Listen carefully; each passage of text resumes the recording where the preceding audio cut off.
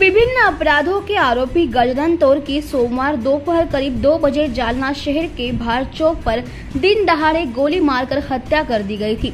यह घटना से जालना शहर पूरा हिल गया। गजानन तोरकी हत्या के बाद अब शहर में अनधिकृत गिरोह का इस्तेमाल कर रहे गिरोह के खिलाफ पिछले 2 दिनों से पुलिस अभियान चला रही है। 6 गिरोह और 6 आरोपियों को पुलिस ने सोमवार को गिरफ्तार किया है। उनके खिलाफ सदर बाजार कदीम जालना मौजपुरी थाने में 6 अलग अलग मामले दर्ज किए गए हैं। इस मामले को देखते हुए जिले में पुलिस प्रशासन द्वारा सर्च ऑपरेशन अभियान चलाया जा रहा था। उसी दौरान फिर 2 स्थानों से 2 अज्ञात कट्टे की मौजूदगी की गोपनीय सूचना पुलिस को प्राप्त हुई थी। इसके तहत अलग अलग टीमें बनाकर जब यह पुष्टि हो गई कि शहर में 6 लोगों के पास कट्टे हैं, तो उन्हें भी हिरासत में लेकर पूछताछ की गई। उसके मुताबिक 6 आरोपियों के खिलाफ 2 अलग अलग अपराध दर्ज किए गए हैं।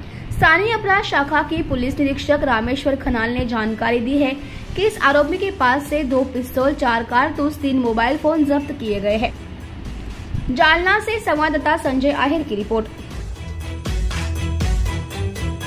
एकंदरीत 2 दिवसापासून जालना जिल्ह्यात गजानन तौर जो मर्डर झालेला आहे त्या अनुषंगाने झाल्यापासून माननीय पोलीस अधीक्षक साहेब यांनी जे गावठी कट्टे शहरात अनधिकृतपणे वापरतात त्यांची आम्ही 2 दिवसापासून मोहीम राबवलेली।